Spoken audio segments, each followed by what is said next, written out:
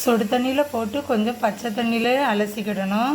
லைட்டாக வெந்ததும் அலசி உதிராக வச்சுருக்கேன் பாருங்கள். இஞ்சி, பூண்டு, சின்ன துண்டு பட்டை, பெருஞ்சீரகம்,